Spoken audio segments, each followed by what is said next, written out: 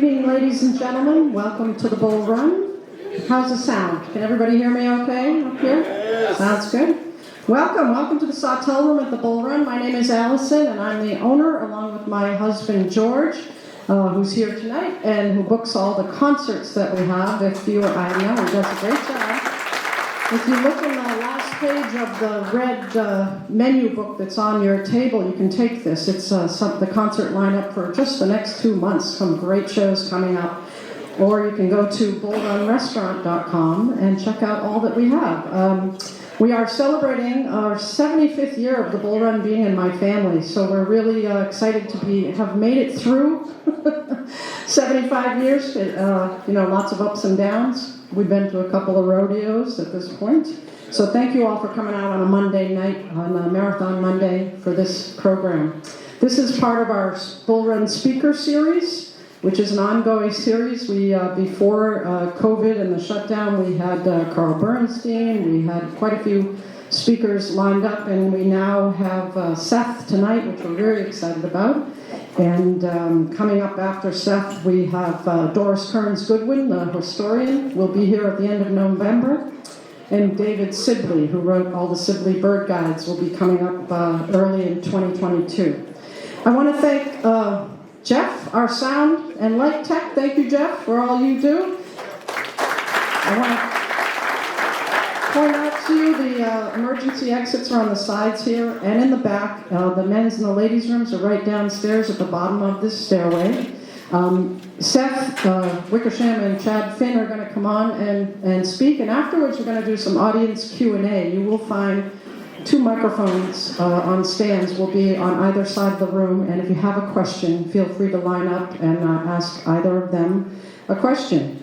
So thank you all again for coming out. I also want to thank the Silver Unicorn Bookstore and the owner, Paul Shirley, who's been a great friend to the Bull Run and a great friend to our speaker series, and we're very happy to have him here tonight and hope you all have enjoyed the book.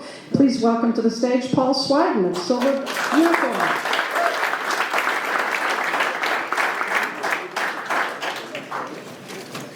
All right, thank you, Allison. It's great to be back here. It's been far too long since I've been here. If you don't know the Silver Unicorn Bookstore, we are located in West Acton, Massachusetts, just down the road from Idlewild Farms. If you're familiar with that, it's one of the things Acton is more well known for.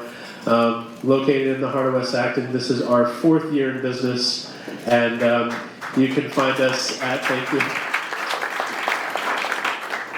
you can find us at silverunicornbooks.com 24/7, and we're open every day at 10 a.m.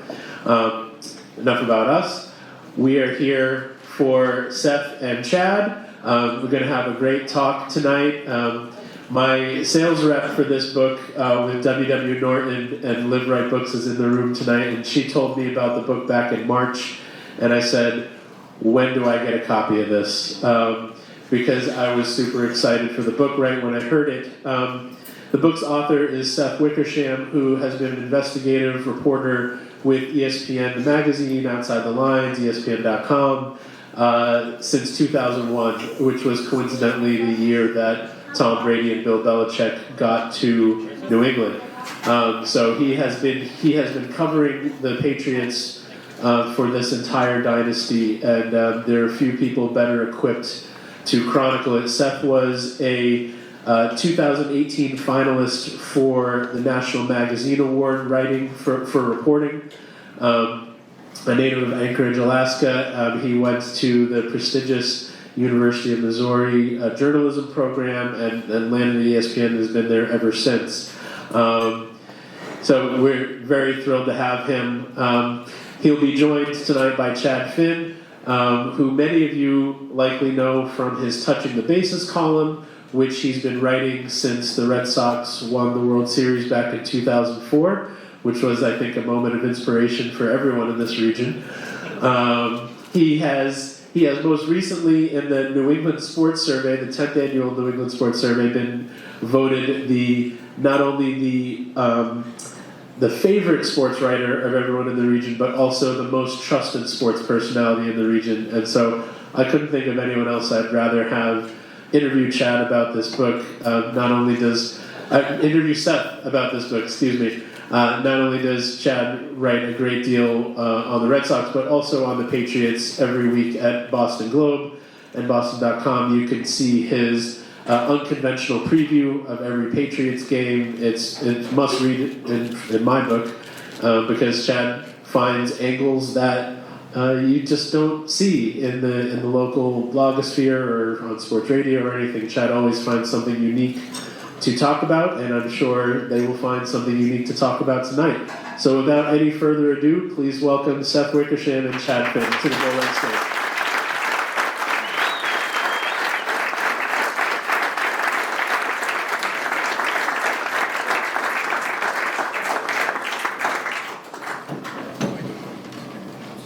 Hi, Seth. Thank you guys for being here. We apologize ahead of time for the horrific timing. Obviously, we didn't know the Sox would be playing tonight, and we scheduled this thing. So it's like, A, we're not going to worry if anybody checks their phone, and B, we're not going to freak out if anyone starts cheering or swearing. We're counting on you for updates. We're among friends, so go ahead. So, busy lately? How's it going? Big day tomorrow? Haven't been talking too much about the book, as probably most of you guys have noticed. No, it's been awesome. There was a newser on ESPN.com that came out right, I think the Tuesday or Wednesday before the Patriots played the Bucks, and did a lot of interviews about that. But I'm really looking forward to being here tonight to talk to you guys about the book, because the book is more than 7 paragraphs in a newser, and I think that I wrote the book for a lot of people. I wrote it for myself. I wrote it for football fans and fans of people who want to learn more about what it takes to be great at a sustained level. But I also wrote it for Patriots fans, because I wanted them to, and you guys, to learn something about your team, and hopefully I could add to that. But this is not something that we sat down 2 years ago and said, I'm going to write a book about Bill Belichick and Tom Brady and Robert Kraft. This is something with a foundation of reporting that goes back a long way. What's your sort of origin with covering this team? Well, I started, as Paul said, I started at ESPN a year earlier than he said, in 2000. And I was right out of college. And so I graduated college in 2000. As it turns out, somebody else did also, Thomas Edward Patrick Brady Jr. It's Tom Brady. And he, one of my very first assignments was it was late October, early November of 2001, and ESPN Magazine sent me to Foxborough to write a story about the guy who had filled in well for Drew Bledsoe for the month or so that he had been playing. At the time, nobody even knew if he was going to finish the season, much less continue on as the starter. And we met at the old Foxborough Stadium, which many of you guys probably went to many games at.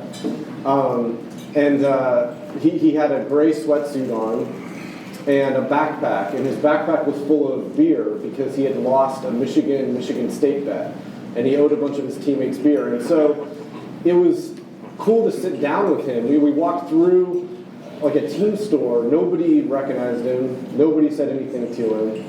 And we just sat there for, I don't remember how long it was, half hour, 45 minutes. And I'll never forget, he said one thing to me that, one of the things you realize with this book is, or even just doing this job for a while, is there are things that happen that you realize are lore only in retrospect.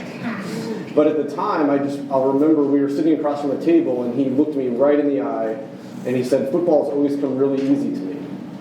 And, I was young, he was young, I didn't quite appreciate what he said. Yeah. I was like, well, whatever, who says that? This guy, as soon as Drew Bledsoe's healthy, he's going to have the job again. But now you look back on that and you realize that you not only saw Brady's unshakable self-belief in that moment, but you also saw his confidence and the fact that he just felt so resolute. Obviously, some things have come out since then from that year about how he was telling teammates that, Drew's not going to get his job back. So there was a cockier version there behind closed doors, but just seeing him and having him say that to me in the very first meeting, it always stuck with me. Kind of the legendary comment about that, and you touched on it a little bit in the book, was him seeing Robert Kraft and saying, to paraphrase, "You're not going to regret drafting me." Was he, would somebody in Robert Kraft's position or assistant general manager for the Patriots at that point in time hear that and say, "This kid's delusional"? Or would they listen and say, maybe there's something to this guy. We're going to pay a little bit more attention to him, even though he's our fourth-string quarterback, sixth-round pick. Yeah, and at the time, when Brady introduced himself to Kraft thought he was Kyle Brady. You can tell he wasn't quite getting his name right. Because there was the Kyle Brady who played tight end for, I think, the Jets at the time, and then he played for the Jaguars, and I think he played for the Patriots. He was on the 17. Yeah, it was on the 2017. And, but he called him Kyle. But I think that, again, you have to ask Robert Kraft about that, but I think that it's probably one of those things, again, that's lore only in retrospect. And another thing I'll never forget about that very first story that I did on Brady, I met with Coach Belichick, and I was talking to him about kind of what he thought made Brady special. And it was the first time I had met Coach Belichick, and it was interesting because he pretended to have a football in his hands, and he pretended to kind of drop back. And he was going through his reads, and he was doing things like Brady did. And at the time, Bill was late 40s or whatever it was, and it was kind of just a weird scene to see Coach Belichick dropping back and pretending to be a quarterback in the pocket. Was he mobile? Did he move a little? He seemed like he had some good footwork. But he said that he would get annoyed with Tom, and he would say, "Well, how come you didn't see this guy?" Or whatever, or what happened on that play. And Brady would say, "Well, I was going to look to this guy, but the running back fell down, and this was my first read, but he slipped in his route, so I had to turn here, but there was a rusher coming this way, so I couldn't get there clean," or whatever it was. And he said later, I look back on the film, and everything that he said to a T was playing out on the field. And again, that's another one of those moments where you look back and you're like, Bill might not have known what Tom was going to become, but he knew that he was special right then. They knew they had something. They didn't know what it was, right? I mean, a sixth-round pick, fringe guy, presumably to make an NFL roster, but it's not changing history to say the Patriots recognized that this was not an ordinary guy fighting for a roster spot at that point. Not an ordinary guy, and I think one of the most interesting things is that clearly there's been a lot of reporting about the coaching staff, and especially Coach Belichick, having doubts about Bledsoe at that time. And when they played the Jets in that week 2 where Bledsoe got hurt, earlier in the game they decided to go for it on 4th and goal, and they took a delay of game, which, as you guys can imagine, probably didn't go over too well with Coach Belichick. But there's been a lot of subsequent reporting that showed that if Drew had continued to play ineffectively, then maybe Bill would have benched him. And I think that's one of the great what-ifs with that team, because if Drew had not gotten hurt, what would have happened? I mean, you have to remember that earlier in the offseason, Robert Kraft proudly signed him to that 10-year deal and, needed him. He signed him Robert Kraft stood out there and put him in the pantheon of these great Boston athletes for a reason. Where Brady is. Exactly. And because he needed to be able to help get the stadium going and sell tickets for a team that was a bad team. And so it'll always be one of those things that you never have to, nobody will ever really know. But I always do wonder if that coaching staff could have actually benched Bledsoe, or whether politically it just never would have worked out. He may not have had the cachet to do it at that point. They were 0-2 when 0-2, a lot of reporting that the Crafts were sort of looking at, maybe they had made a big mistake on what turned out to be the greatest draft, greatest trade in NFL history, trading for Coach Belichick. It wasn't in my book, but it was in another book where Charlie Weiss, after that Jets game, saw some of the Jets coaches and just said, "We're all coaching for our jobs." And Eric Mangini, actually, for my book, told me that he and his wife were wondering if they needed to put their house up.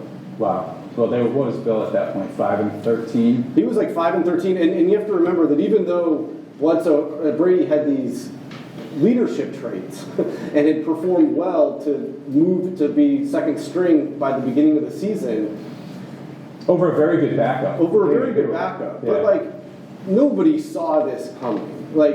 When he was a rookie, the Patriots had what they call opportunity periods, which is after practice you could get some extra reps in, and the coaches would hang out and they'd watch you. and to be a chance to like get some opportunity for the coaches to see you perform if you weren't getting a lot of reps in practice. And Tom Brady would go against the defense, and the coaches would actually take bets on who would win, the offense or the defense, and inevitably the coach who bet on the defense would win more money because Tom would just throw footballs into the ground. And it wasn't impressive. But that said, the coaches did notice, and kind of came again to repeat this theme that's kind of lore in retrospect. They would notice how Brady would never go into the locker room for a meeting or whatever it was on a bad note. He had to leave on a good note.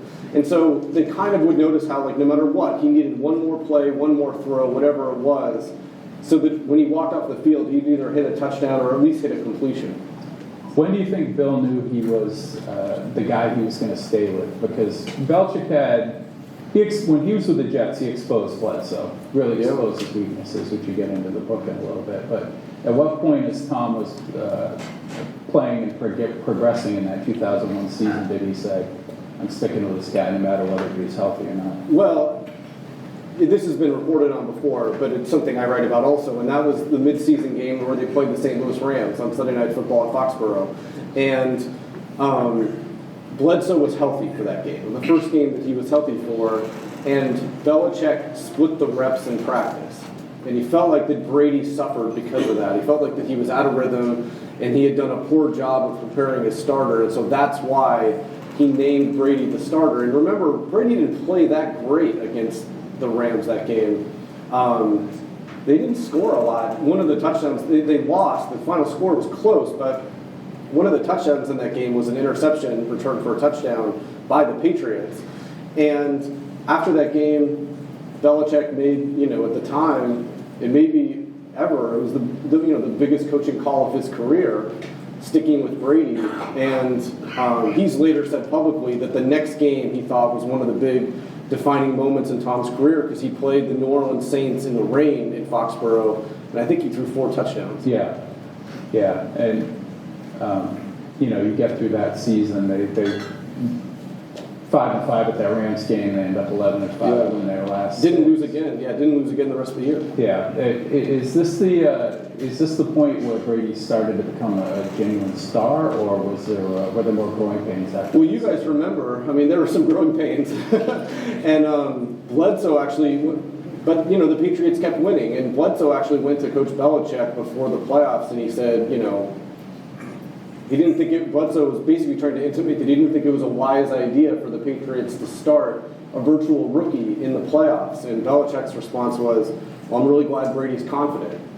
And then they go out and they're playing, the Raiders in the snow, and they don't play well in the first half. And one of the most interesting things about Brady is just his, he's so earnest. He's such an effective leader, but he's so earnest about it that it borders that line of being cheesy. Like when he first got the starting job, when he first started playing, when Bledsoe got hurt, he wanted to speak to the entire team after the team meeting and address the team. And his friends were like, oh no, don't do this, Tom. Because this was the Tom Brady that they were roommates with, who would go to Men's Warehouse and find one shirt that he liked and buy it in every single color. Probably doesn't do that anymore. In both things. Yeah, it was one of those moments where it's like, wow, that's what I did my first year out of college. It's the exact same thing. But he got up in front of the team and he gives this kind of college pep talk, and it was kind of cringeworthy, but he did it.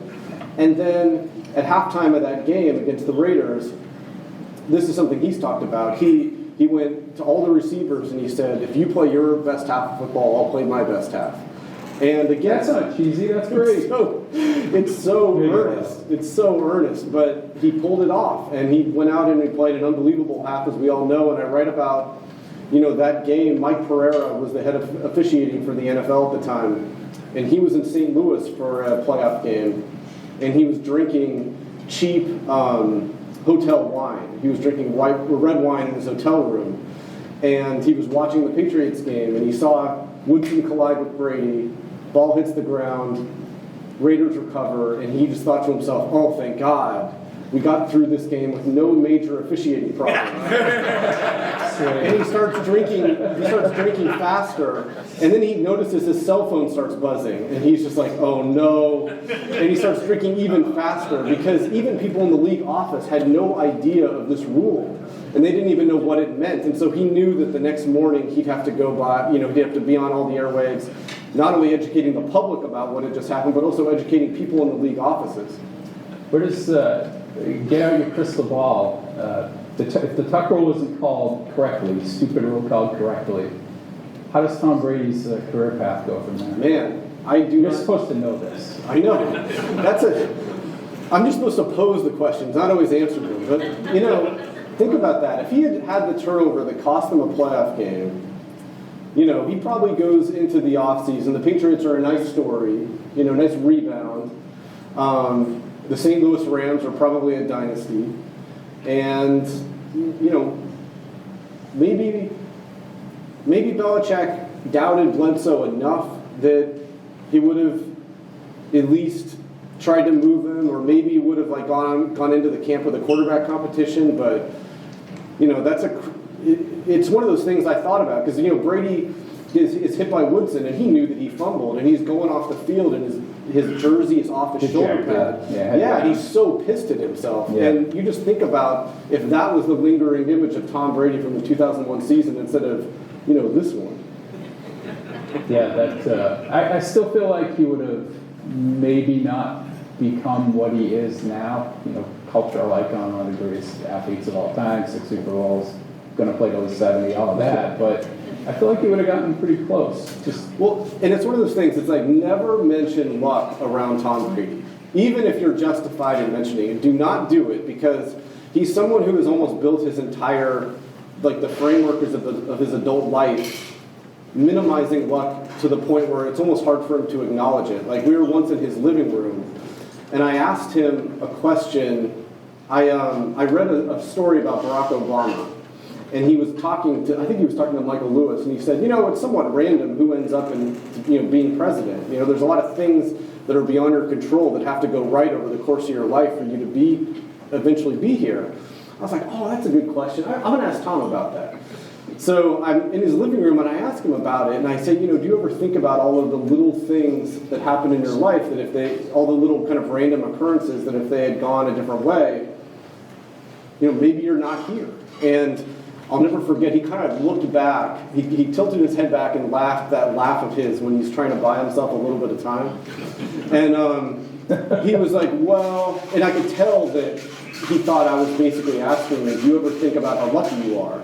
Which he just kind of won't allow himself to think about. And he kind of came back and he was thinking about how to answer, and I said, did I offend you? And he said, no, I'm never, it was interesting, he said, no, I'm never offended by anything. Of course, Deflategate proved that otherwise. But, he said, maybe those things could have happened, but at the end of the day, every time I was faced with one of these choices, this is the choice I made, and I guess other people made different choices, and so here I am. So he goes from this guy who's fighting for his life in the NFL at the beginning to somebody who wins a Super Bowl, and probably the most improbable Super Bowl victory to that point, the way the Patriots were remade that year, middle class of the roster was rebuilt, to 2003-2004, back-to-back Super Bowls, co-face of the league with Peyton Manning. How did he make that leap? Where did that leap come from? It's one of the things I really liked writing about in the book was his adjustment to fame. And it turned out it was a pretty continual adjustment for a long time. It started there where, he was experiencing American celebrity as it comes, which is at warp speed, and you have no time to process or think or consider about anything. You just kind of go. And the first time that we met, what I told you guys about, it kind of felt like we were the same species. We were about the same age. We were getting going in our careers at the same time. And I'd see him periodically during 2002. But 2003 is really the next time that I spent, a significant amount of time with him. And at that point, his life was very different. And anything we had in common was long gone. And the adjustment to fame was difficult for him. There was a moment before the Super Bowl that they played against the Rams in New Orleans, where he and some buddies decided to go out to dinner in the French Quarter, and he got spotted on the sidewalk, and there were so many people chasing after him and hounding him that he and his friends literally had to run from the fame. They took off on a sprint down the block, and they hid in an alleyway until the crowd had dispersed. And then once he won the Super Bowl and won Super Bowl MVP, he was on the cover of People magazine, and he told his parents, he goes like, look, life's going to change. You're going to change, and I'm going to change. But that change was hard for him. And one of the things that I write about a lot in the book is his relationship with Greg Harden, who's his counselor at Michigan.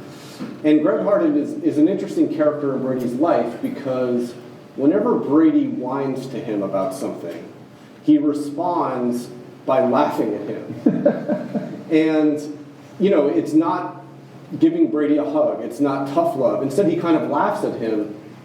And there was a moment in 2003 where Brady was whining about his fame. And he was saying, like, I can't do this, I can't do that. The inside track is following me everywhere I go. People are following me home. Or I think they're following me home, so I have to take different routes, so it doesn't really matter. His house was broken into at one point, and someone stole a TV, I believe. Thank God not his Super Bowl MVP trophy. And Greg Harden, so Brady was complaining about this, and Greg Harden starts laughing at him over the phone. And he says, let me get this straight. You're telling me you want to be the best. You want to be the best in the world at what you do, but you don't want to deal with these other little things? He was like, son, call up a kid. You can call up a kid right now and change his life. It'll take 5 minutes of your time.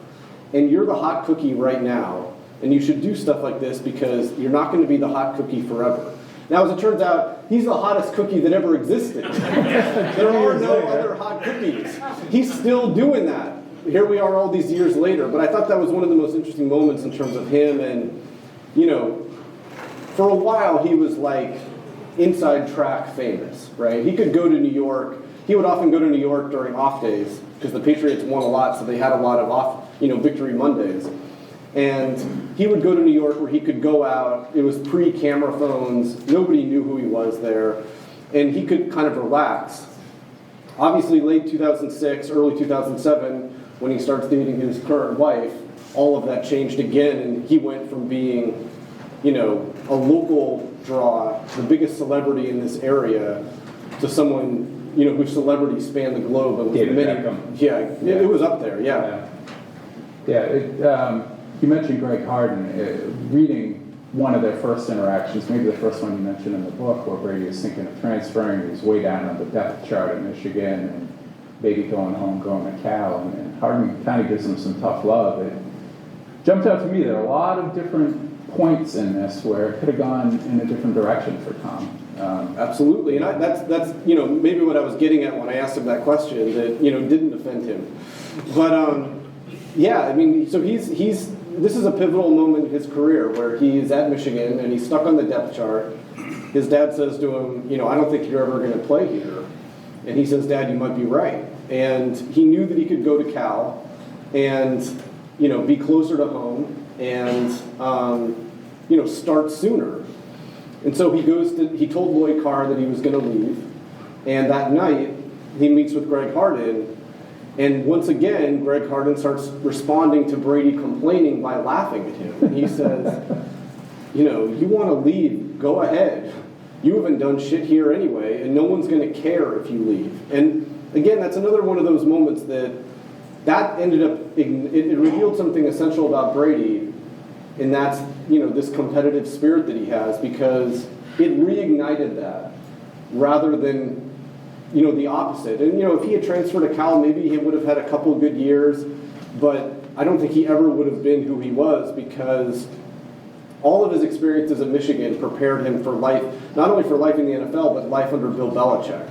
And, he said publicly that in the first team meeting, Belichick told everybody that no matter what, you're going to have a chance to compete.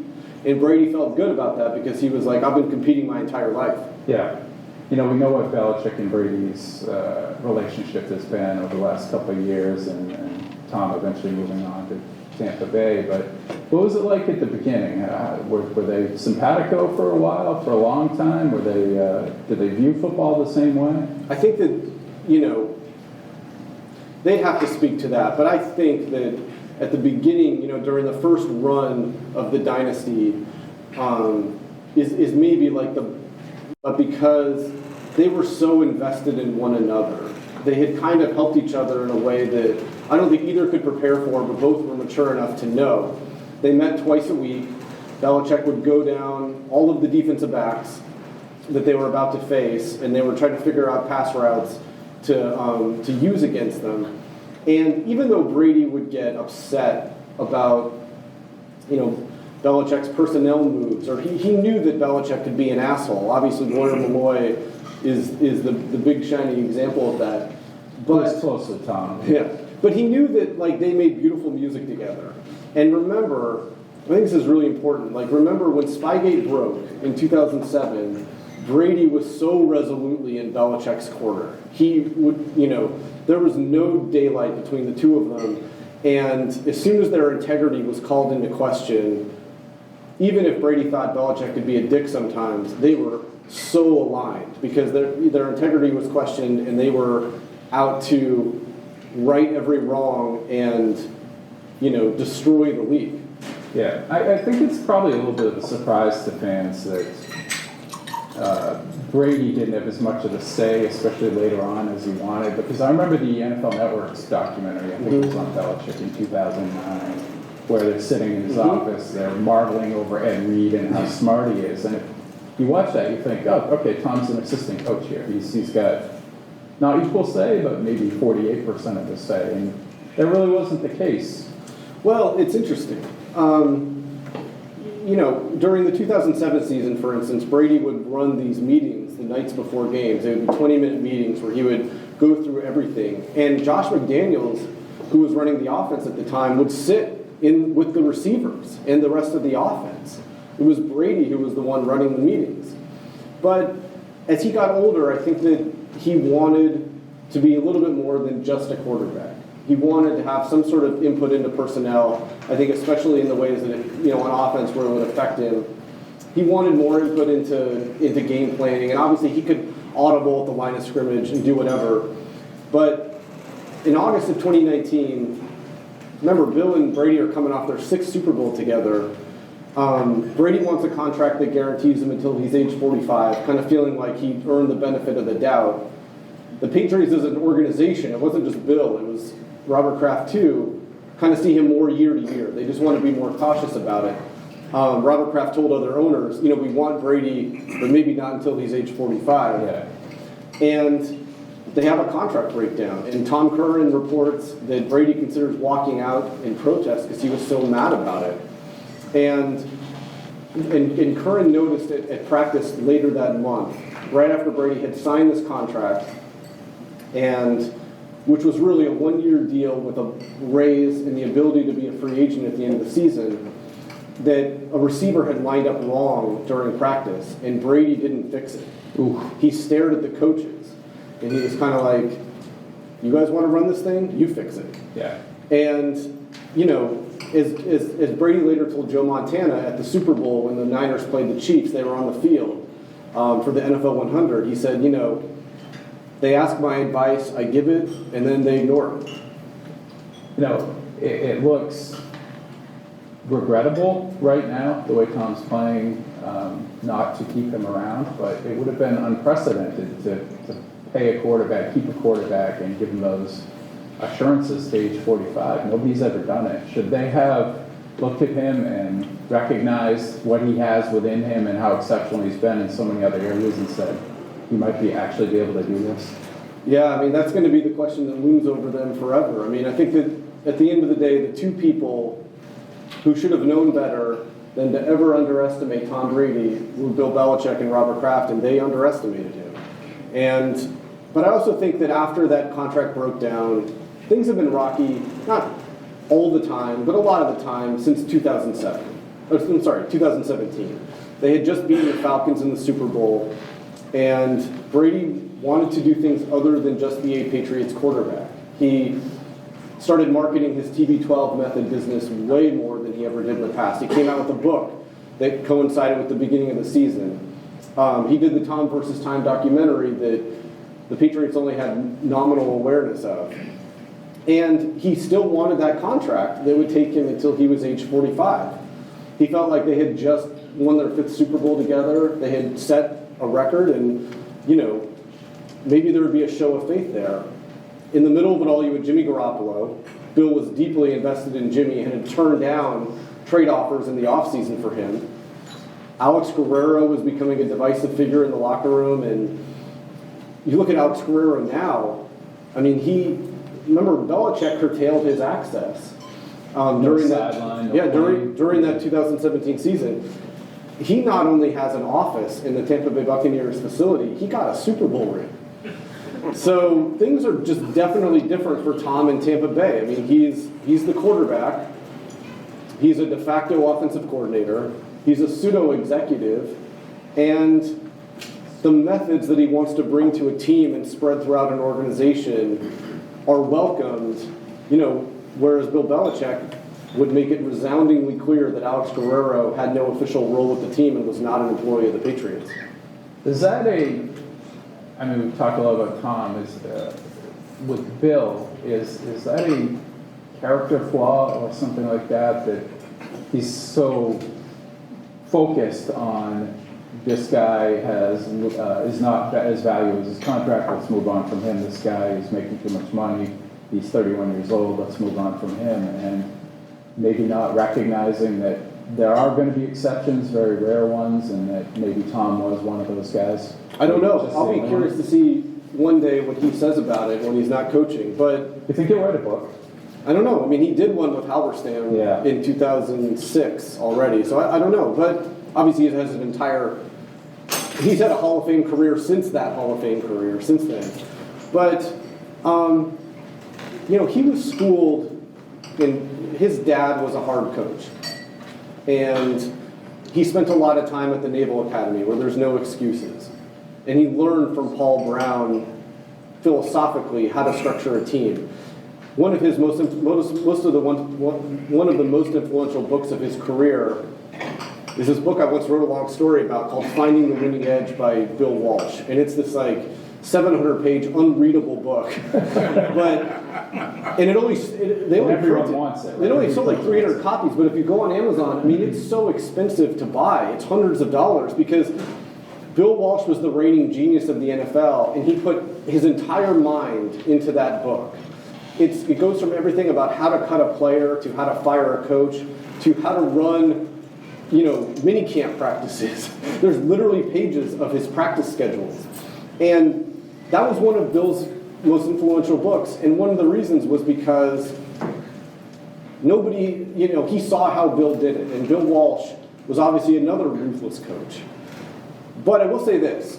I don't think it was fair what Alex Guerrero said a couple weeks ago when he said, Bill failed to evolve to account for what Tom Brady had become. Everybody knows that Tom Brady was not the same as the backup guard on the New England Patriots. Right. But when Belichick cut Bernie Kosar, that famous moment that defined his Browns career, and he uttered those famous words where he said, "We've all, there's a diminishment of skills." Right.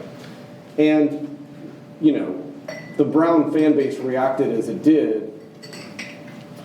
Some of the Patriots people inside the building thought that he had learned a lot from that, especially when it came time to the Brady-Bledsoe thing.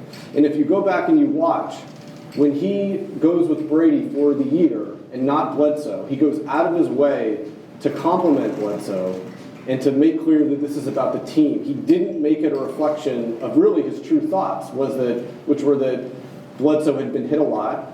He wasn't playing the game as fast as he needed to play it. And he was inaccurate throwing to his left, which he thought a lot of the best defensive coordinators in the NFL would begin to pick up on. Yeah, he bounced every screen pass he ever did. That's what it seemed like. It's interesting. Do you think Bill has become more flexible in some ways, even though it hasn't worked out probably the way most Patriots fans have at the time? He really embraces talent. He appreciated Lawrence Taylor, Randy Moss when he was here, and seems to give those guys a little bit of wiggle room to be who they are. Yeah, I think he does. Like, there's this moment in the book, I know that the stuff that got a lot of attention, out of the gate were about, F-bomb this or arguments that or whatever it was. But I think and I hope you guys will be the final judge, but I think that there's a lot of humorous moments in the book. And one of them is in 2004, and Eric Mangini is really frustrated with Ty Law. Ty Law is not listening. Ty Law is freelancing. Of course, Ty Law freelanced a lot, and when he intercepted that pass in the Super Bowl against Kurt Warner and returned it for a touchdown, he was actually in the wrong position on that play and not doing what he was supposed to be doing. He was supposed to be in tight man coverage and not 5 yards off. And it turns out he was trying to bait Warner into throwing, and if he had been tight, he probably wouldn't have intercepted that pass, and if he did, he might not have returned it for a touchdown. But Ty Law was frustrated because he was one of those examples that, he wanted a new contract, and Bill was holding the franchise line. And Eric goes to Belichick, and he's like, I don't know what to do about this guy. He's not listening. We got to do something. And Bill kind of smirks. And he says, well, that's why you've got the C on your chest. C for coach. And, of course, Belichick had learned when he was with the Giants that when you have certain transcendent players, you have to be willing to give them a little bit of leeway, especially like Lawrence Taylor, who would party all night and show up for one meeting wearing handcuffs from what happened earlier that evening. And the handcuffs were not from a policeman. Only one. That's kind of surprising. And, I wrote that. I told that story in the book, and my editor was like, what, did he get arrested? I was like, no. That was from his hotel room. But Belichick, he understood that when you have certain players, you have to be willing to give them some leeway.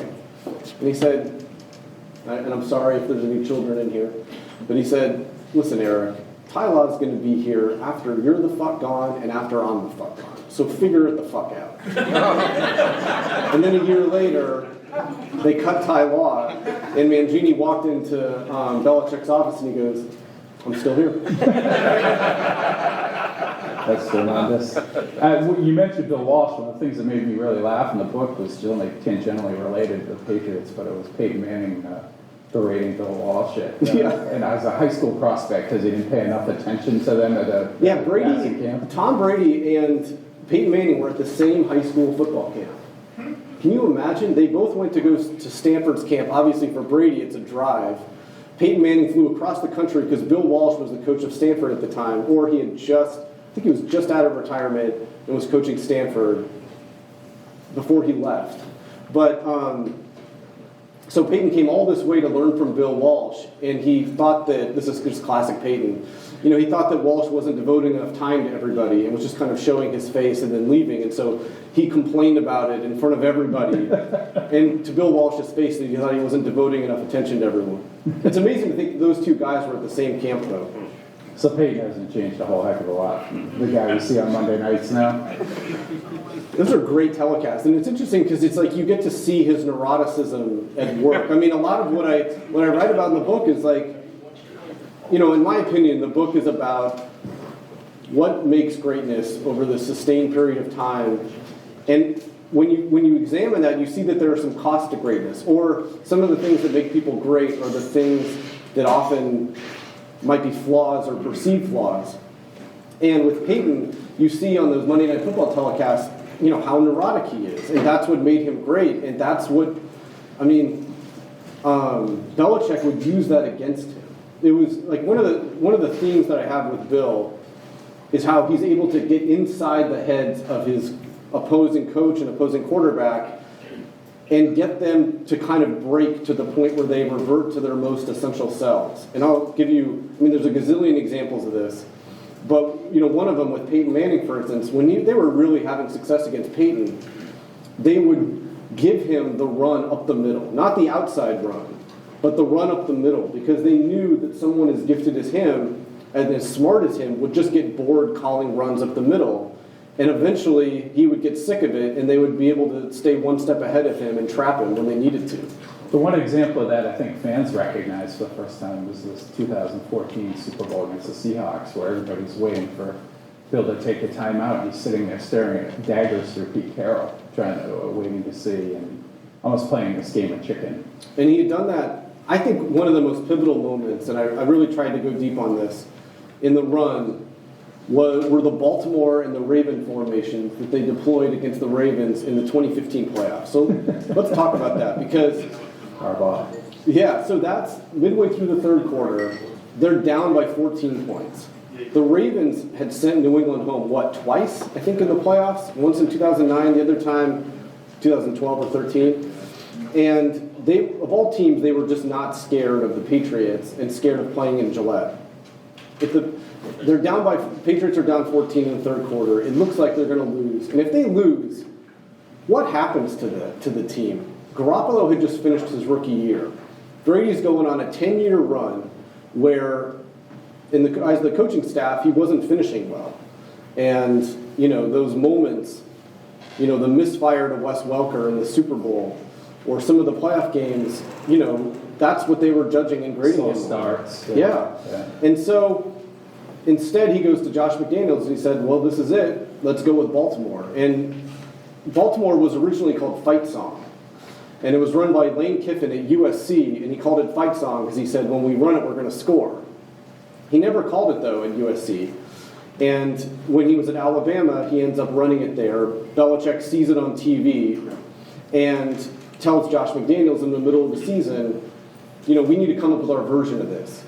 And it was amazing that he knew right then, in the middle of the season, they might need something in the back pocket for the playoffs in case they were in the situation that they were in. And he not only knew that it would be a tough look and that it would confuse the Ravens, but he knew that John Harbaugh, a great coach who has a great temper, would flip out, especially when they ran it no huddle. And so if you watch that game, they run it, they score a touchdown, they come back, they're running no huddle, and Harbaugh flips out so much that he gets called for an unsportsmanlike conduct penalty and gives them 15 yards in the middle of it. And it was like in a 3-minute span, Belichick and Brady had tied the game, ignited a dynasty, and caused their opponent into a complete tailspin. It was just it was him at his best when it came to the diabolical brilliance that he's got. Was that a trigger for Deflategate too? Well, so Brady got poked in the eye during that game, and after the game, you could see his eye is bloodshot, and John Harbaugh was pissed at his press conference because he felt like that. I was there. He was pissed. He was pissed because he felt like that the refs were intimidated by Belichick's stature. And even though they were announcing who the ineligible receiver was, the Ravens were supposed to have time to cover the eligible one. And because the Patriots were running no huddle, they weren't having that time. That's why he got so upset. And so he gets upset at his press conference. Brady's asked about it at his. Of course, Brady, who is, nobody thinks this guy is a good trash talker, even at practice. Like, Lawyer Malloy and Rodney Harrison and Mike Vrabel would just go at it with him, and Brady was just a bad trash talker. He would just finally say, fuck you, and, stalk off the field. But he says, maybe those guys ought to lose the playbook, learn the playbook. And that little piece of mild trash talk really got Deflategate going in a way, because people around the league who felt like the Patriots were serial cheaters were pissed on John Harbaugh's behalf. Belichick called Harbaugh to apologize for what Brady said. And obviously, Harbaugh's friends around the league, especially on the Indianapolis Colts, ended up setting that in motion. Yeah, it's pretty crazy how that's all connected. So we talk about Belichick and Brady and Belichick, and they're the two centers of attention right now where they stand in their careers. But the third constant in this was Robert Kraft. Mm-hmm. Were there ever any points that you reported on where he had to meddle, where he was the deciding vote in things? Feels like it would have been Brady. He decided. So in the middle run of the dynasty, when the Patriots were coming up just short, there was a brutal contract negotiation between Brady and the Patriots. And after years of taking these team-friendly deals that allowed the Patriots all this flexibility, Brady wanted to be compensated like the best, if not one of the best. And it was a tough contract negotiation, and it was between the Kraft and between Brady. And during that time, they ended up coming to a deal, but the Krafts were wondering whether Brady wanted to be there. There's a lot of people who felt like close to Tom, who felt like that if there was a team in Los Angeles, he might have tried to ask for a trade there because he and Giselle had just bought that house. As we know, they like big houses. And he was spending his off-season in LA, and he wasn't the guy who was winning the coveted parking spot for the best off-season attendance anymore. And Kraft promised Brady that if it ever came to the point where Belichick wanted to move on from him, he would allow him some say in what his fate was. Generally speaking, look, I think that Robert Kraft's going to get in the Hall of Fame. I don't know what makes a Hall of Fame owner, but if Eddie DeBartolo is in the Hall of Fame, and if Pat Bowlen is in the Hall of Fame, and if Jerry Jones, as we all know, a little bit of a sore spot, is in the Hall of Fame, Robert Kraft's going to get into the Hall of Fame. And when he gets in, it's going to be not only because he helped negotiate these deals that made rich men richer, but because A, he pulled off the greatest trade in NFL history, and B, he was able to keep the band together for so long. And it was sincere on his part.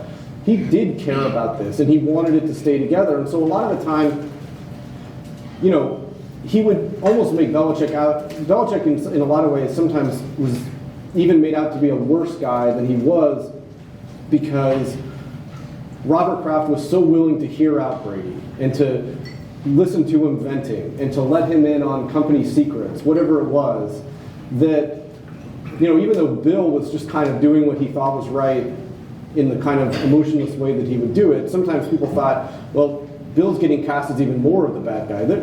My friend Ian O'Connor wrote a book about Belichick, and in it there was a quote that got a lot of attention around here. I think some of you guys might know it, where he said, one of the coaches on the staff said, you could give us any of the top 14 guys or something and we can make it work. Like, Brady's a great player, but he's not everything that Robert Kraft thinks he is.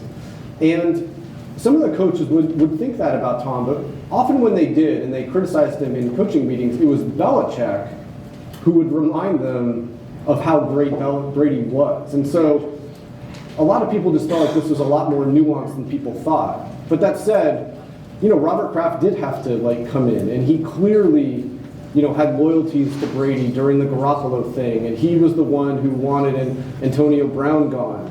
Antonio Brown kind of self-destructed as soon as he signed up for the Patriots. It was a good 11 days. Yeah. But one of the interesting things about him is he's just, and I look at him broadly throughout his career, he's just one of those guys that knows how to navigate things really well. There's nobody else who could have pulled off what he did with Deflategate like he did, where he kept the league in his corner. He was hugging Goodell at league meetings, and minutes later going pissed people off around here. Yeah, and then he was going to press conferences and getting pissed about about the Deflategate and the investigation. And there was a key moment that happened in the 2011 collective bargaining negotiations with the players. Obviously, he's there. Myra Kraft is dying. And they were having a discussion with the union about time off during the off season. And obviously the union wanted a lot of time off. And John Mayer, the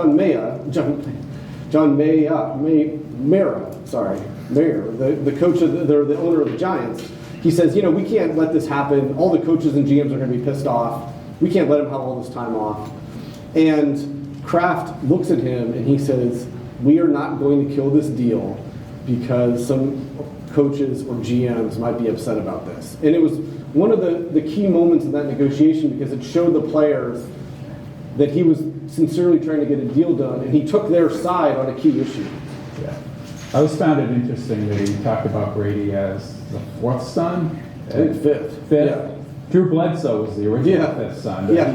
Once he got sent to Buffalo, he was no longer in the family. But it's remarkable how Kraft has navigated it with those two very different personalities for 20 years, and he's overdue for the Hall of Fame as far as I'm concerned. Well, and I think that his actions in Palm Beach, may have delayed things a little bit. Well, some of the voters have told me that that's it. I mean, that's what's delaying it right now. And at this point, Robert Kraft's 80 years old, and he's got more Super Bowl rings than he can wear on one hand. And he has asked voters, during quiet moments, what's the appeal of Jerry Jones? And it seems to be a way of asking, well, what's he done that I haven't? And, even if you look at, Palm Beach, we all know Jerry brags about what he does on his bus. Right. I mean, I don't even want to imagine the cleansing that thing gets on a daily basis.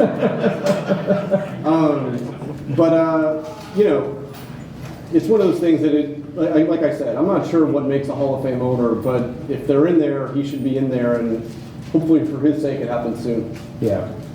So I think people are probably interested in what the process is in writing the book. When did you know that you were going to do this project? So the publisher came to me. It was at the end of the 2019 season, so they were like, you're interested in writing this book. And I never thought about writing a book on the Patriots. Obviously, I'd done a lot of work on them. Is some of it better known work than other parts, than other stories I did. But, I decided to do it because I was like, hey, I've been to Tom Brady's Super Bowl party. I've been to parties with him. I've been to his apartment. I've been... I've had these long discussions and first-hand stuff. Yeah, and I felt like that, I'd met with Belichick. I had interviewed him late at night when he was done with work, and he could be incredibly expansive and interesting. And I thought, okay, I've got a base of information here, because when you write magazine stories, as I was writing for ESPN magazine, only about 20% of a lot of your reporting ends up making it into a story, or quotes at least, that you get, and so. I was like, I've got all this stuff that has never seen the light of day. I've got a lot of experiences here, and I think I can report the rest of it. And so that's what I did. And the contract had a trigger in it where it said that if Brady left the team or retired, or if Belichick retired, it was the manuscript was due a year after that date. Wow. And so I was like, okay, I've got this. I knew that Brady, might leave, but I was thinking he was probably going to stay. I went to hit the final playoff game in Foxborough. I did some traveling. I met with people. And then the world shuts down in early March. And then 10 days later, he announces he's leaving, and the trigger kicks in. I was like, perfect time. Oh, shit. Yeah. I was like, we'll be out of this pandemic thing in a month. It's no big deal. I was totally wrong. But I ended up doing a bit of traveling for it anyway. Fortunately, I live in the New England area, so I could drive a lot and meet with people. And, I'll always wonder what it would have looked like had there not been a pandemic. But in the grand scheme of things that were impacted by the pandemic, my book's pretty far down the list. You must have had a lot of stuff banked in your memory, if not in your computer. Yeah, I mean, I never threw away notebooks. Yeah. So I had all these recordings, from my interviews with Bill, and again, it's like what I said earlier about things being lore only in retrospect. You don't realize the importance of things until you hear it later, and you're like, okay, that actually might mean something more than I thought it did at the time. Yeah, you get context when you don't know you're getting context. Exactly. It's only kind of when you look back on it. Is there anything else you wanted to touch on? You want to open this up to questions? Or? I'd love to open up to questions. Yeah, Please. a couple microphones around here. I'd love to hear whatever you guys have to say. Get in line, I guess. And by the way, do we have a Sox update? No score. Okay. Because I was wondering why nobody had yelped. I've sworn. Yeah. Keep in the loop. What inning? That guy thinks Jerry Jones should be in the I know. Hall of Fame. Nice Cowboys shirt. Actually, I live in Fort Rhode Island. I'm a huge Cowboys fan since I'm older in Dallas. Okay. Flew down for my game yesterday. Landed back in Providence at 3. Made here on time. Oh man, thank you. Okay, that's a very good. Thank you. Yes. Hi there. I have a question about the Eagles and Patriots Super Bowl. And when Malcolm Butler was sacked, and you talked about Kraft and knowing the team. So it's one thing if Belichick doesn't tell the fans and everybody else why he sat him, but wouldn't he had to have told Kraft why he sat him? Like Kraft never addressed it or did anything, and then ultimately chose Bill over Tom in the last year. Yeah, I mean that is a mystery that will remain a mystery, and even if Bill ends up addressing it one day when he's retired, it'll be interesting to see if he addresses it honestly, because obviously it's one of those moves that history hasn't looked kindly on. And I did my best to try to learn about it. I wrote about how, in the lead up to the game, he had gotten sick. Obviously, everybody knows that. Malcolm Butler. And when you return to practice, he just wasn't as locked in as he should have been. And he's admitted that. And, he was a very emotional guy. He was an emotional guy, and a lot of the coaches kind of felt like that he had maybe gotten a little bit too big after the Super Bowl. He had the issue with, he was late for minicamp, I think, and the union had to get involved at one point, and in the middle of it, as always, with any dispute with Bill, there's usually a contract issue. And he and Matt Patricia had some words at practice, and Patricia seemed almost more negative on Malcolm than Belichick did. And so they end up demoting him. His time as a Patriot is effectively over. And then during the game, at halftime of that game, they were getting gutted. And they were in the locker room for halftime, and the lights went out in the locker room.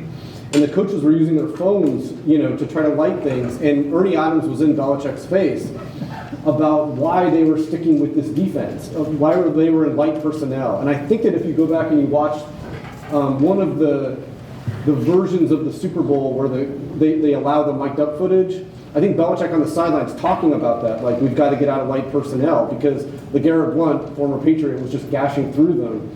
And, they obviously, why Bill didn't put Malcolm in the game, I don't know, and hopefully we find out one of these days. But after the game at the team party, everyone was coming up to Malcolm and what happened? Like, what in the world? And he was crying sometimes, he was laughing at other times, but he said, "Those dudes, those motherfuckers."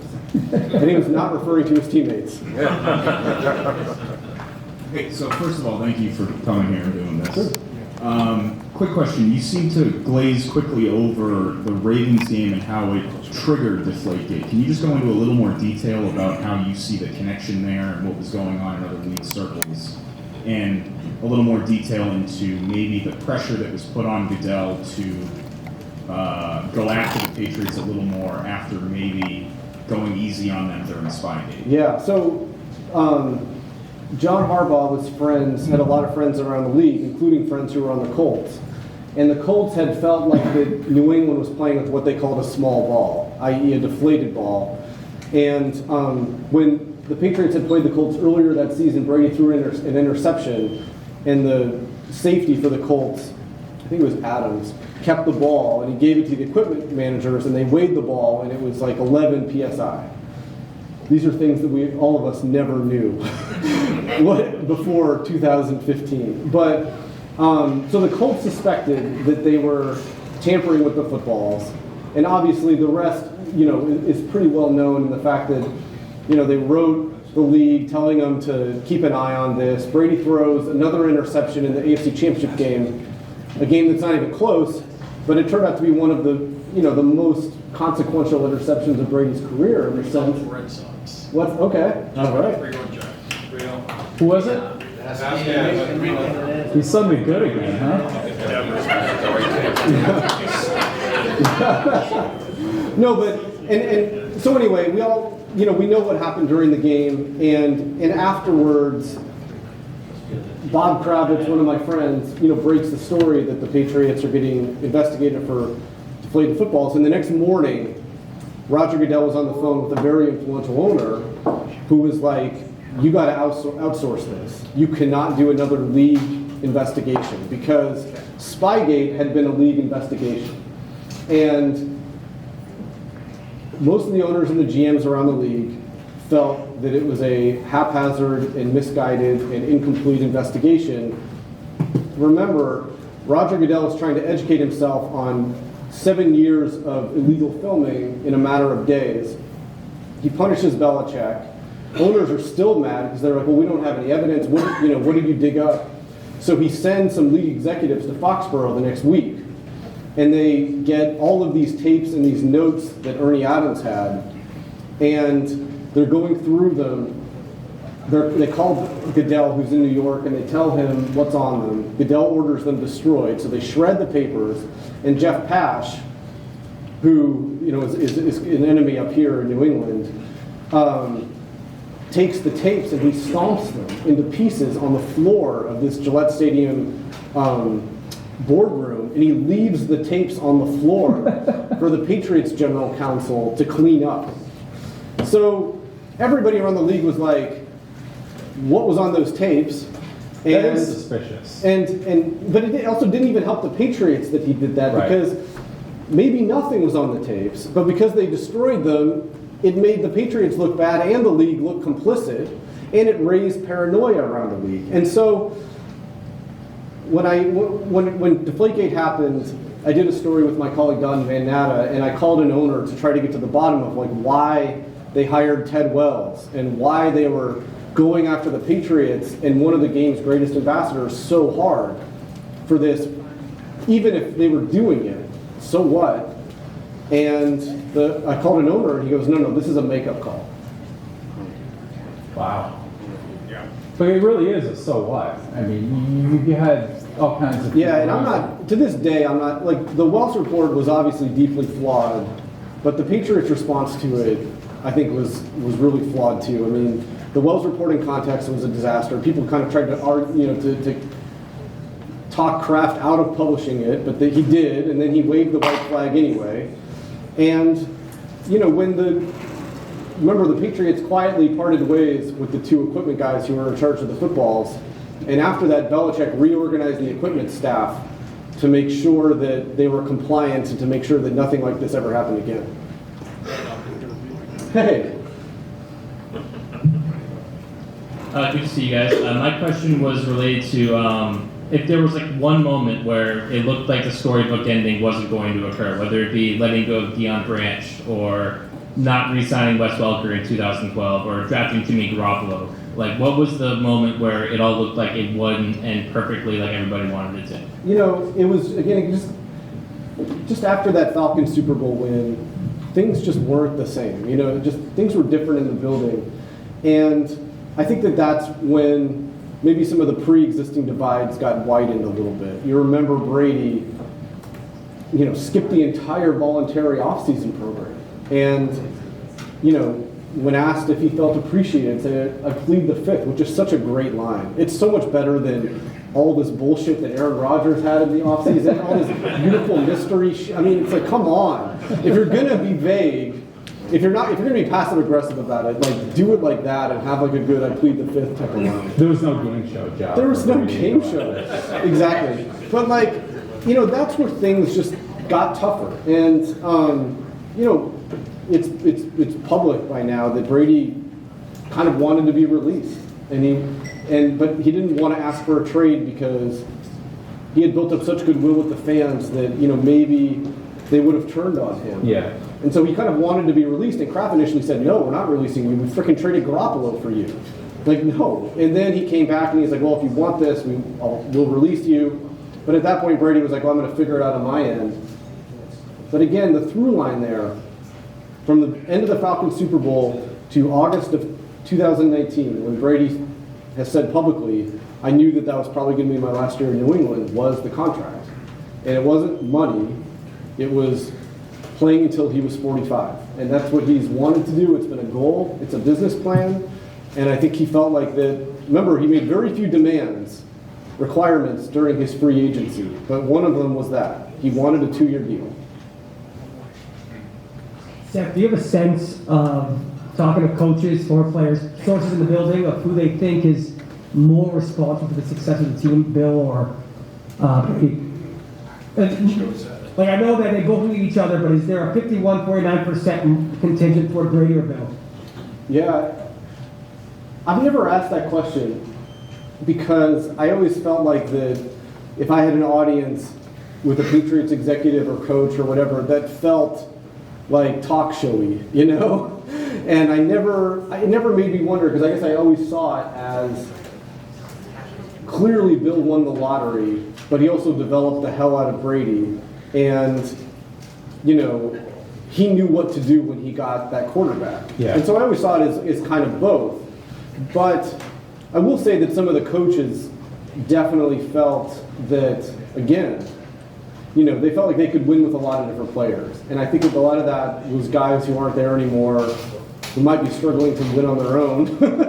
But, I don't know that for a fact, I just guess. But I think that Belichick himself, even though he has the confidence that he can develop a winning game plan, no matter who is under center, he always appreciated Brady. And even though for a long time he wouldn't say, well, he's the greatest quarterback ever, he wouldn't say that until Brady left. He always said, there's no quarterback I'd rather have than Tom Brady. Yeah. And he considered that unequivocal and pretty clear praise. And so, how that stuff shakes out, I'm not quite sure, but, it maybe is a question I should ask people. I know that Josh McDaniels, when he goes out and does interviews for head coaching jobs, he's asked about that, right? Because, well, how good are you? And I think that he's walked a very fine line between giving Brady all the credit he deserves as the greatest quarterback ever, and also trying to make clear that, hey, I think that we can develop a winning game plan no matter who's under center. And obviously, until last year, they had won a lot of games during the few games that Tom Brady missed. That's probably a lot harder for Josh to convince people on, because at least with Bill, and I think people around here have forgotten that a little bit with the success Thomas had away from him, but the bookend ran of Super Bowls, two of the greatest offenses of all time, and masterful game plans that slowed them down enough for Brady to be able to do his thing at the end. One of the things, just really quick, one of the things that I think, we spend so much time talking about Tom and Bill's differences. I obviously do.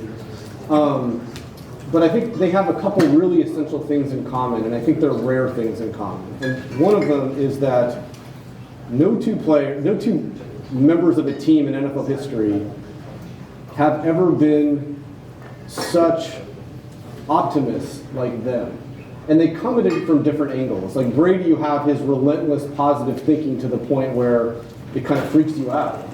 And you have Belichick, who can only kind of figure out a way that his team can win after discovering all the ways they can lose. But these guys refuse to concede an inch. And I thought it played out on international stages, Brady rallying the team down from double-digit fourth-quarter deficits in the Super Bowl twice. All of the brilliant goal line stands that Belichick's defenses have engineered over the years. Going back to when he was the defensive coordinator with the Giants, and the Denver Broncos were at the 1 yard line with a 1st and goal in the Super Bowl, and they kept them not only out of the end zone, but kept them from scoring points on that drive. These two guys, nobody has ever been able to flush what happened and focus on what's in front of them like these two. And I think that when you look at what made them great, you can't overlook that. Thank you so much. I'm really looking forward to reading the book. This has been fascinating. I love the inside baseball, football, kind of behind the scenes look. But you spent a lot of time with Tom. Did he ever talk to you about what life after football would look like for him? He just refused to acknowledge it. At one point, he was talking about his friend, Kevin Brady, who's his childhood friend. They're not related, although when they hang out around each other, you might think otherwise. But Kevin Brady was a great baseball player. He played baseball with Tom, and he wanted to be a pro baseball player, but he always had a backup plan. He always was like, because he was a rational human being. If this doesn't work out, I might do this. If this doesn't work out, I might consider that. So Brady's telling me this, and he's like, I've never really had a backup plan. I have to make it work as a quarterback. And I was like, do you have one now? And he's like, no, certainly not. And obviously you see a little bit of what he wants to transition into. His fame is at the point where he's almost, you can't use the word celebrity anymore because it kind of feels too small. He's a member of this kind of global elite for whom human longevity is human destiny. And he really wants to be someone who might go down in history for reversing the aging process as we know it. I mean, he writes about that. I thought his book was one of the most fascinating documents. Not that many people read it, but if you read the TB12 method, it's a window into his mind. It's not an autobiography, but it's autobiographical anyway. And I mean, he says some things in there that are fascinating. Like for one, that, he says, I've essentially given you all the tools to staying healthy, and if you get injured, you cannot blame your sport. Think about a professional football player saying, if you get hurt playing football, it's your fault. But it sounds ridiculous. But again, to push the limits like he's been able to, all athletes kind of have their own belief systems, and he's taken that, I think, to the nth degree. And so I think that when he thinks about, what he might do after football, clearly it's that, but I can see him moving in the book, he says, I want to reverse the aging process as we know it. And I wonder if he might take that beyond sports and into like some sort of greater realm. Yeah, I could see a path, and had things gone a little differently with him, where he ended up in Scientology. Sitting there with Tom Cruise. Hi, I'm Nicole. So nice to meet you. I'm a wicked big Pats fan, super appreciative of the book. Can't wait to read it. But I have to know, like, after writing the book, what was the backlash that you received from Belichick camp, Brady camp? He's been waiting for this one. Were they like? What was the response from both Belichick, teams? Yeah, I mean, there was nothing from the Brady camp. I mean, but Belichick said publicly, he was like, well, I don't think I've ever talked to the guy. Obviously, I've talked to Bill Belichick many times. But I think that when you do investigative reporting, you learn there's a little bit of a cycle that things go through. And you often get a backlash. And then you kind of withstand it. And then things end up burying themselves out over time. And I've experienced that with the NFL. I've experienced that with the Patriots. Like in 2017, I did a story on Brady and the TB12 method. And in it, I had a quote in there saying that there was going to be a collision coming between Belichick and Guerrero. And Belichick actually called it fake news.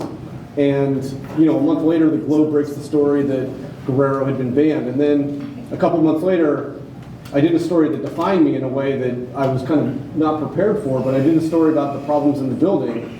Garoppolo and Brady, and leading, in the contract, obviously, and leading into that 2018 playoff run. And, the Patriots released a statement. Within 10 days, Kraft was on the airwaves admitting that there was tension in the building. And then you see what happened in the offseason where Brady, again, like I said, skipped the program and wasn't sure whether he wanted to remain with the team. And so, I feel I wouldn't write something if I didn't feel good about it. But I think that, like, when you talk about backlash, I think it's just something that I just kind of get used to doing this job. Hi, Seth. Hi. My name is Mike, and thank you again for this evening, and I'm really looking forward to reading the book. The earlier comments just a short while ago talking about Tom Brady's the TB12 method and how he's saying reverse the aging process, and if you follow my method and you still get hurt playing football, it's your fault. It just brought to mind some troubling thoughts about NFL players and concussions, and of course Tom Brady has had concussions. In fact, interview, I think maybe jointly with he and Giselle. Yeah. She made a comment, that Tom's had concussions, and she spoke too freely about it for Tom's liking, and he tamped it down very quickly.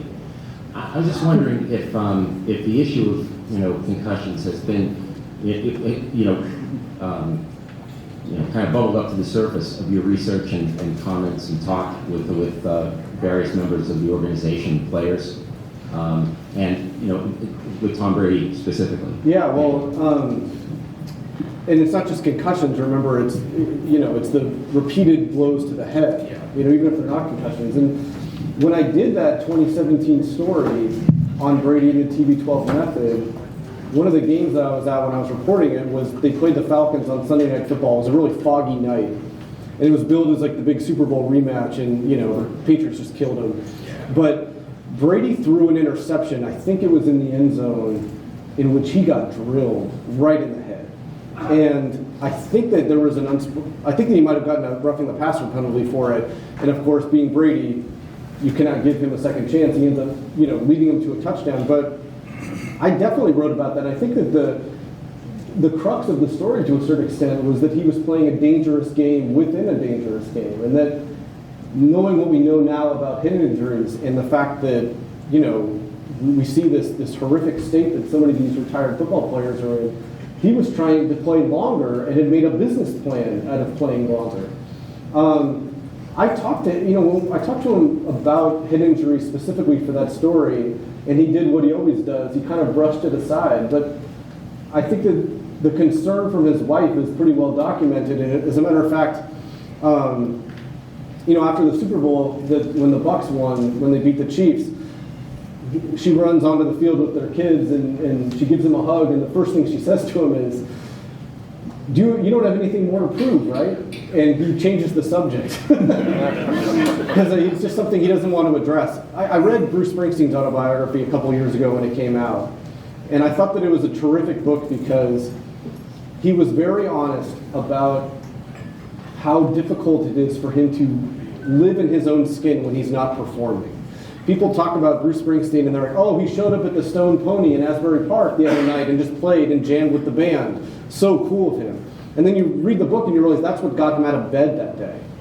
And it answers the question of why he plays for 3.5 and 4 hours, because he cannot match the feeling that he has playing music doing anything else, and often crashes when he's, and his history with depression and endorsement of antidepressants is well known. It wouldn't surprise me if there's something similar with Tom, because he used to struggle to sleep after losses, and then after they lost Super Bowls, he wouldn't sleep. And then it's like, if he throws an interception in a win, he has a hard time sleeping. And, it wouldn't surprise me if he's playing. It's one of the reasons why I kind of organized the book around the character development of Brady and Belichick and their evolution as humans, rather than like the Super Bowls. Because the Super Bowls are almost like an accidental byproduct of a deeper obsession that is carrying them to this day. I mean, both of these guys have had many chances to exit the highway with their wealth and their health and their legacy intact, and they don't. It's because what they're doing, they're running for a finish line that doesn't exist, I think. Thank you. I'm also looking forward to reading the book, and thank you for coming out. I'm wondering if you could shed any light on Jonathan Kraft and relationship with Bill Belichick. Jonathan is, he's one of the, he's well known as one of the smartest executives around the league, and also one of the most strategic ones. And it's interesting because we talk about whether there's kind of a rivalry or a friendly rivalry between like the Jones family and the Krafts, because they're just so different. And there was once an argument in a league meeting about the league's policies about social media and what teams could post about their own highlights. And Jerry Jones was just going at it, and he was so mad that the league wouldn't let the Dallas Cowboys post a video of a touchdown. And he's like, you guys don't understand, teams need to be able to be in charge of this rather than you guys, blah, blah, blah. It actually turned out that it was more complicated than that. It had to do with rights footage and all these other things, and Jonathan Kraft tried to explain it to Jerry. And it just wasn't working. Like, Jerry just didn't understand it. And Jonathan, of course, Jonathan is a very smart guy, but he can have a temper himself. And so you could just tell, everybody in the room could just tell that Jonathan was trying to explain the rules around this as best he could. It wasn't just the league being heavy-handed, it was that there was rights rules and all kinds of issues with it that he kept trying to explain to Jerry, and Jerry just wasn't listening. And finally, Jonathan got up to leave out of the meeting. He said he had a prior commitment, but it definitely looked like he was leaving because he was frustrated. But I think that Jonathan is a respected mind around the league.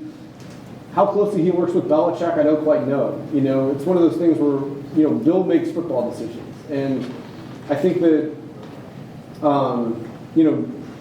Jonathan has learned a lot about football. And it'd be interesting to be like the next person who takes over for Bill when you're kind of working for Jonathan. Because, Jonathan's been in so many meetings and he knows so much about football right now. And you wonder whether that would be difficult to walk into, because you're not only walking into Bill Belichick's shoes, but you're walking in to work for an owner who might know more about football than you do. Yeah, not quite sure he has the personal touch his father does either. Yes, great job tonight. Seth, congrats on all the success. Obviously this saga is not over. The final story is not written. I think everyone in the room here is obviously passionate fans, and I'd love to learn about what's going to be your next book tonight.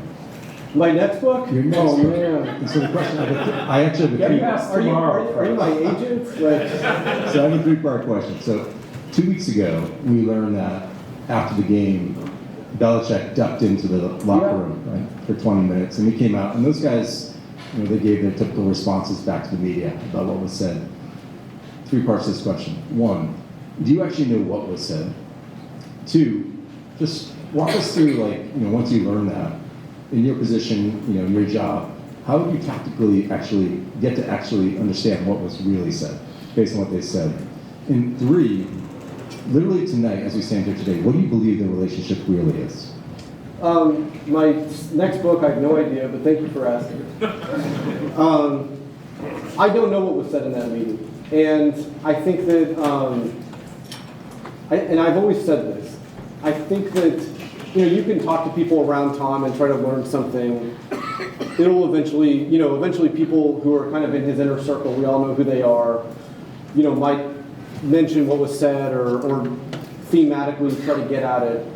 But I do think that, and I've always said this, even if Brady and Belichick got on each other's nerves, I do think that there was a love there. Remember that there was that great moment in, I don't know if you guys saw the 30 for 30, the 2 Bills on Belichick and Parcells. I thought it was terrific. That was great. One of the best ones. It was terrific for a host of reasons. One was just not even, just watching their body language. Nostalgic Bill. Yeah, watching, 2 human beings who, might not like each other that much, but they understand each other and they did something together in a way that forges this bond. And, they asked that question. They asked, of all the interviewees, do you think they love each other? And some of the guys are like, nope, they do not. What's that? They respect Absolutely. And then other people were like, yeah, I think they do love each other. So they finally asked the Bills. And I think that one of them had said, one person earlier, maybe it was Ty Law, but they would say, I don't know if they do love each other, but I bet you that Parcells would say that he does love Bill. Belichick to Parcells, not quite sure. So finally, Kenny Rogers, who was the director, poses it to the Bills, and he says, is there love between you guys? And Belichick was the one who answered first. And he says, yeah. And then Parcells came in. And I think that there's a lot of the similarities with Brady. What they accomplished together is amazing. And even if they got on each other's nerves at times, I think there is a love there. And I think that when they get inducted into the Hall of Fame one day, they'll use that word when describing one another. And I think it'll be sincere. That game, that Pats-Bucks game really felt cathartic for fans. For everybody, yeah. Other than, Patriots fans wanting the Patriots to win the game, it really felt like the best case scenario. Can you imagine being Robert Kraft and looking at Tom Brady on your field wearing that jersey and going like, how did we let this happen? And as the defending Super Bowl champion, how did we let this happen? Yeah, that's maybe that's your next book. I don't know. 10 years from now. Sorry, Seth. Right here? We have one more question just right here. Oh, I see. Go right ahead. Sorry, just to let you know, it's 5-0 Red Sox. All right. What is your relationship with Tom Brady today and his camp? And do you still communicate? I mean, you're doing this event, you wrote this book. I've got to imagine there's some connection there. Yeah, so I think that like maybe the first 17 years or so of Tom's career, we'd communicate pretty freely. I'd have his email or his number or whatever it was. He wasn't like giving me some insight. He wasn't like, oh man, I really hurt my shoulder. I don't know if I can do this for you. But I could reach out to him. And I was one of a couple of reporters who were like that, where they were, it's not like you're friends, but you're friendly. The last time I interviewed him was a couple years ago. And I'm fine with people around him, but I haven't talked to him in a while. Do you think it's possible that someone can live somebody's life in a parallel universe? That's way too deep for me. I'm one of the few people in this world that's been all alone in a room with Bill Belichick. I graduated in 1995. My first year out of college, like you, graduated in 2000, was with the New England Patriots. Wow. I'm married to a twin. And I grew up in California, Massachusetts, and briefly spent time in Florida working. And oh my God. Why didn't you make Michigan in there too? Too far away. That's awesome. Wow. Seth, Yeah. quick question for you. Someone like Brady seems like he's on the up and up, that no one there except for Shirley. From an outsider, I'm not a Patriot fan, from the outside, why would someone like him have anything to do with Alex Guerrero? It's a great question. Because if you're looking at it in other sports, and from a distance, the letters PED always come into play. It's like that in any sport. We saw it here with Ortiz. He had a good year. He was on whatever it is. It always comes out. Guerrero's. You're talking about concussions. Guerrero was selling water where you didn't get concussions. You know, why would someone like Tom Brady, who's trying to build a brand, have anything to do with that guy? Yeah, it's one of the people very close to Tom have asked the exact same question. And once I was with Brady, and we were in his living room, and his apartment, it was in the back bay at the time, and it had no foyer. The elevator just opened straight into the living room. So we were sitting there talking, and my back was to the elevator, and Brady goes, "Alejandro," and I was like, "What is going on?" So I turned around, and Guerrero's right there, and I'd seen Guerrero around Brady a little bit, and they hugged and talked for a couple minutes or whatever, and I read about it in the book where I was like, well, what does he do? And Brady was like, it's really hard to explain what he does. And I think that, I think that Brady was in a ton of pain, much more pain than a lot of us knew in the early part of his career. Willie McGinnis introduced him, and Guerrero is an unbelievably good masseuse.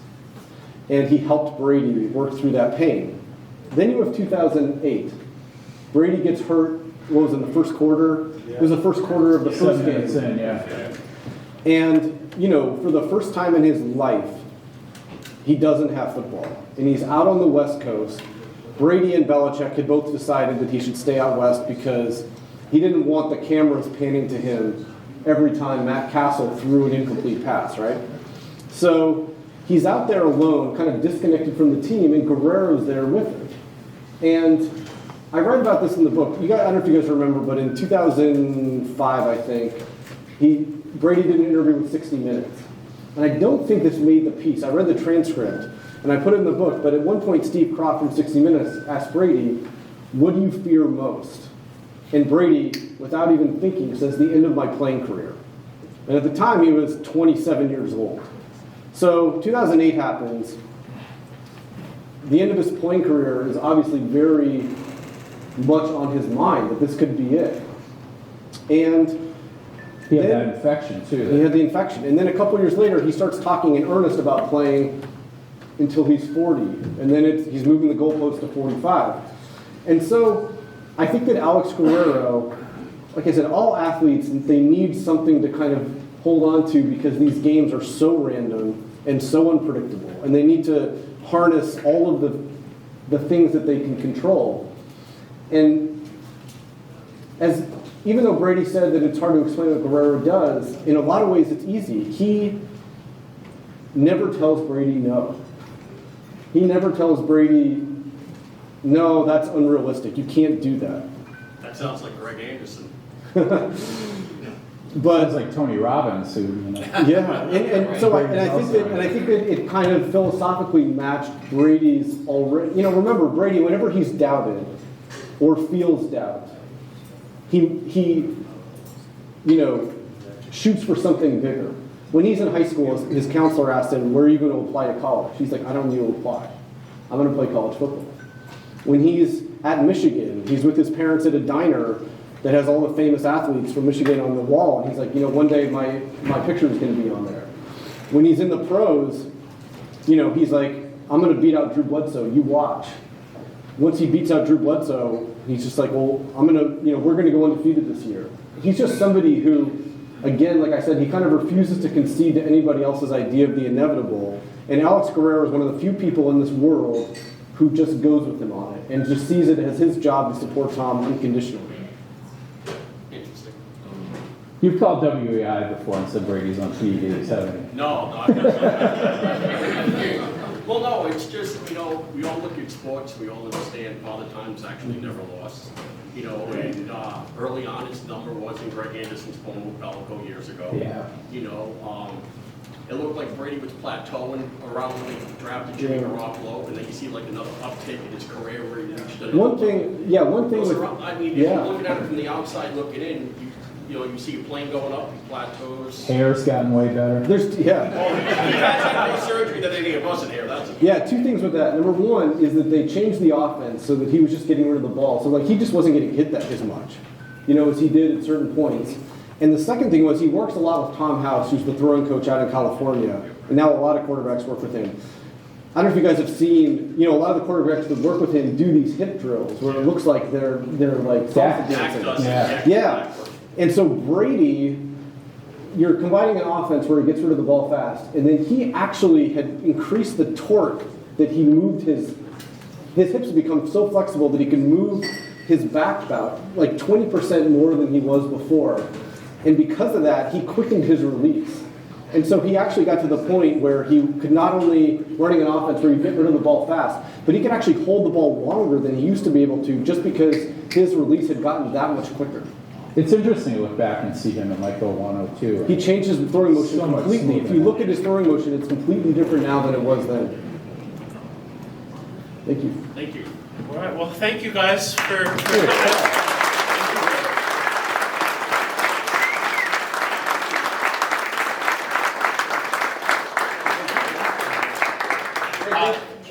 hopefully everyone picked up their copy when they came in. If you'd like, we have additional books for sale. Seth has signed them all.